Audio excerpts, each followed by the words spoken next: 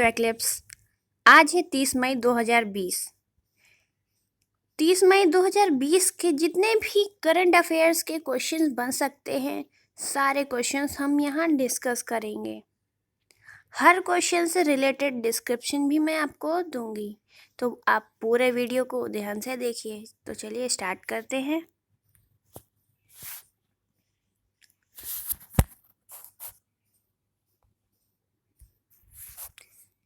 पहला क्वेश्चन है, निम्न में से किस कंपनी ने जल विद्युत परियोजना को वित्त पोषण के लिए Narmada basin project company limited NBPCL के साथ एक समझौता ज्ञापन हस्ताक्षर किए? नर्मदा बेसिन प्रोजेक्ट कंपनी लिमिटेड के साथ किसने समझौता ज्ञापन हस्ताक्षर किए?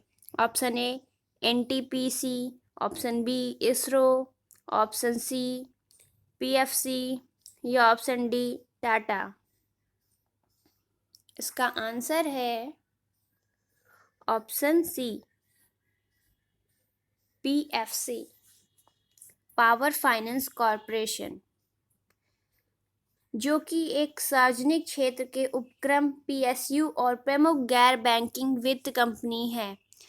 इन्होंने Narmada basin project company limited NBPCL के साथ एक समझौता ज्ञापन पर हस्ताक्षर किए, जो मध्य प्रदेश सरकार के स्वामित्व वाली कंपनी है। समझौता ज्ञापन के तहत मध्य प्रदेश राज्य में 225 मेगावाट की 22,000 करोड़ रुपए की पनबिजली परियोजना और बहुउद्देशीय परियोजनाओं को वित्त पोषित किया जाएगा। Narmada basin project company limited NBPCL Madhya Pradesh में 225 मेगावाट की पनबिजली परियोजना और 12 प्रमुख बहुउद्देशीय परियोजनाओं के बिजली घटकों की स्थापना के लिए धन का उपयोग कर रही है। Next question,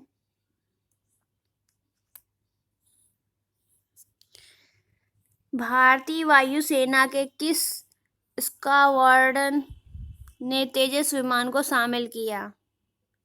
option A Shwet, option B warriors, option C flying bullet, option D Shikari. इसका आंसर है ऑप्शन सी फ्लाइंग बुलेट। भारतीय वायुसेना IAF ने 27 मई 2020 को वायुसेना स्टेशन सुलूर ने तेजस MK-1 FOC विमान को हाल ही में पुनर्जीवित किए गए नंबर 18 स्क्वाड्रन, जो कि फ्लाइंग बुलेट के नाम से जाना जाता है, उसे शामिल किया है। भारतीय वायुसेना की परिचालन क्षमता को बढ़ाने की दिशा में एक और महत्वपूर्ण कदम उठाया गया है। इस तरह के विमान को शामिल करने वाले भारतीय वायुसेना का यह पहला स्क्वाड्रन है। यह देश के स्वदेशी लड़ाकू विमान कार्यक्रम में एक महत्वपूर्ण मील का पत्थर भी है और मेक इन इंडिया पहल को भी बढ़ावा देने की दिशा में एक महत्वपूर्ण कदम है। तेजस MK-1 FOC एक एकल इंजन, हल्के वजन, बेहद चुस्त, सभी मौसम में बहुभूमिका निभाने वाला लड़ाकू विमान है। नेक्स्ट क्वेश्चन,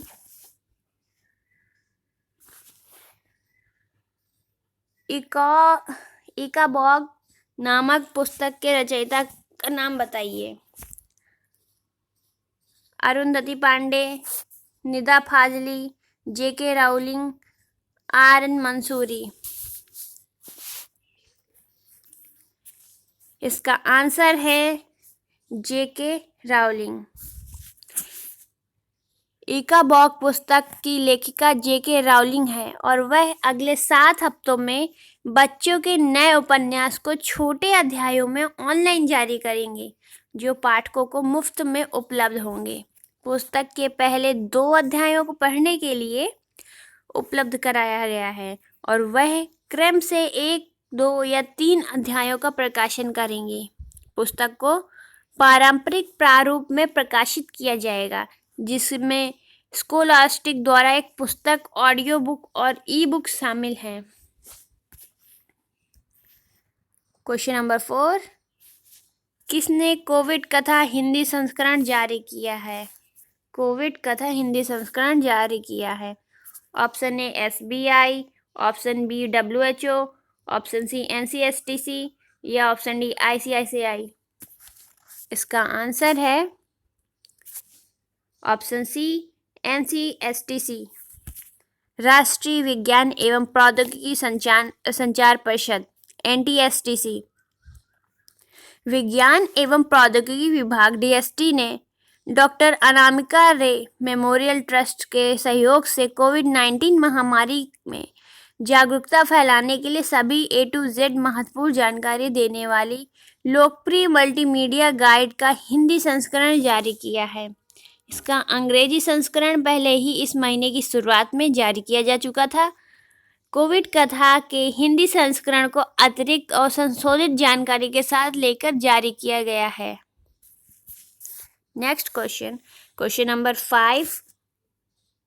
निम्न में से किस कंपनी ने RT लैंप आधारित कोविड-19 परीक्षण किट विकसित करने हेतु CSIR IIM जम्मू के साथ एक समझौता किया है? Option A Tata, option B Adani, option C Mahindra या ऑप्शन डी रिलायंस। इसका आंसर है option D Reliance. CSIR IIM Jammu CSIR की एक संगठन प्रयोगशाला ने रिलायंस इंडस्ट्रीज लिमिटेड RIL के साथ साझेदारी की है, जिससे एक नए reverse transcriptase loop limited isolated thermal application RDLAMP आधारित कोविड-19 नैदानिक किट को विकसित किया जा सके और बढ़ावा दिया जा सके। कोविड-19 RDLAMP जांच रोगियों के नाक, गले के स्वाब के नमूने के साथ की जाने वाली न्यूक्लिक एसिड आधारित जांच है। यह तीव्र गति वाला 45 से 60 मिनट लागत प्रभावी और सटीक परीक्षण है। यह परीक्षण का अंत का पता लगाने एक साधारण रंगीन प्रतिक्रिया है जो पराबैंगनी प्रकाश में आसानी से दिखाई देती है और वर्तमान में इसे नियमित प्रकाश के तहत पता लगाने में सक्षम करने के लिए संशोधन के तहत काम किया जा रहा है। Next question number 6। किसने विश्व का प्रथम संपर्क रहित आगंतुक प्रबंधन सॉफ्टवेयर विकसित किया है? Option A DRDO, option B Reliance, option C worms global या ऑप्शन डी विश्व स्वास्थ्य संगठन। इसका आंसर है option C worms global.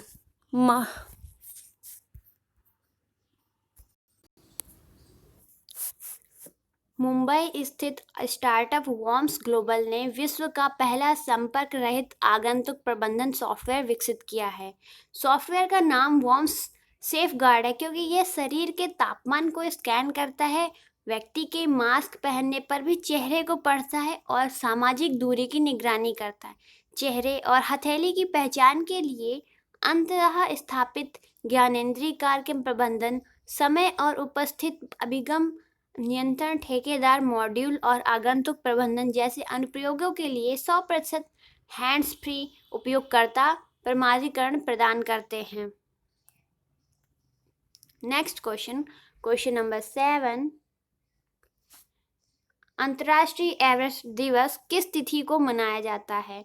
Option A 31 मई, ऑप्शन बी 30 मई या ऑप्शन डी 29 मई या ऑप्शन डी 27 मई। इसका आंसर है ऑप्शन सी 29 मई।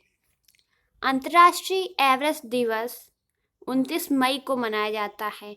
1953 में 29 मई को नेपाल के तेंजिंग नोर्गे और न्यूजीलैंड के एडमंड हिलेरी एवरेस्ट पर सफलतापूर्वक चढ़ाई करने वाले पहले व्यक्ति बने थे और इस दिवस को महत्वपूर्ण बनाने के लिए हर वर्ष 29 मई को एवरेस्ट दिवस मनाया जाता है।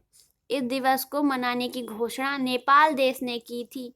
माउंट एवरेस्ट विश्व की सबसे ऊंची चोटी है और इसकी ऊंचाई 8,848 मीटर है। नेक्स्ट क्वेश्चन नंबर 8, किसने cyber safety a handbook for student of secondary and senior secondary schools तैयार की है? Option A PSC, option B SBI, option C CBSE या ऑप्शन डी UPSC। इसका आंसर है ऑप्शन सी CBSE।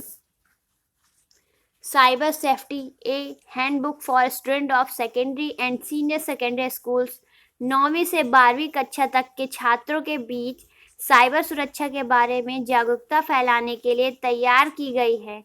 इंटरनेट और अन्य digital platform का उपयोग करने वाले उन किशोरों के लिए यह पुस्तिका सभी मार्गदर्शिका साबित हो।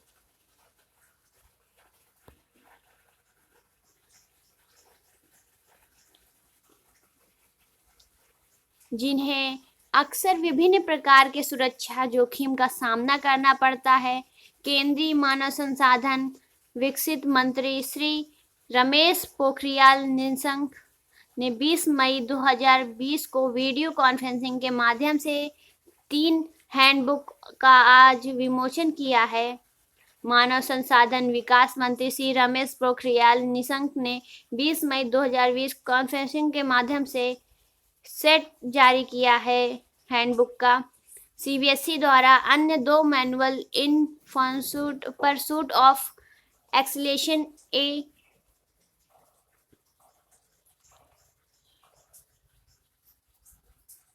Handbook for principal 21st century skills a handbook.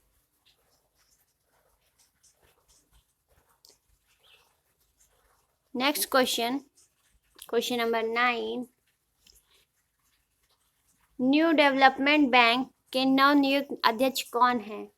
Option A Davis बायजो, option B Marcos Prado Troyjo, option C Monika Rayudu, option D Sridharan Verma. इसका आंसर है option B Marcos Prado टायरजो।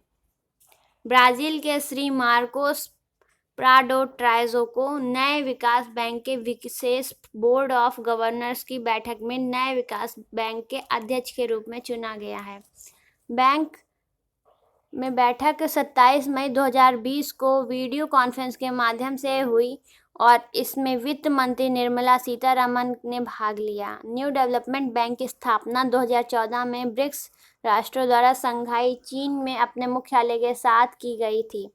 Bank का उद्देश्य अपने सदस्य देशों की प्रतिस्पर्धात्मक और विकास को बढ़ावा देना, आर्थिक विकास का समर्थन करना और ज्ञान साझाकरण प्लेटफॉर्म का निर्माण करना है। Next question number 10 and the last of this video.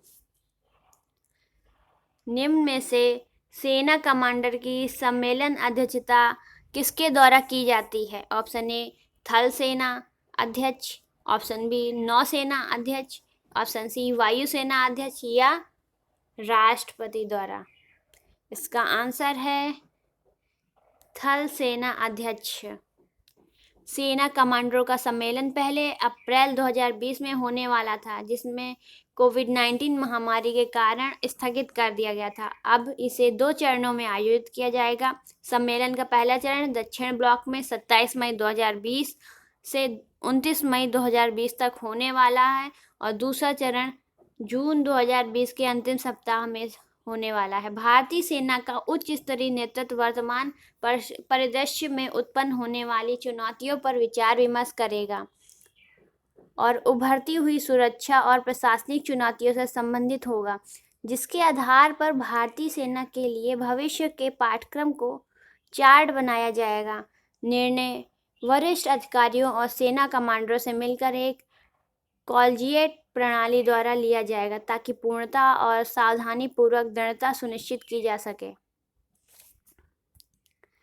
आज का वीडियो हमारा इतना ही। अगर पसंद आया हो तो प्लीज़ लाइक और शेयर ज़रूर करिए, और अभी तक चैनल को सब्सक्राइब ना किया हो तो प्लीज़ सब्सक्राइब करिए। Thanks for watching.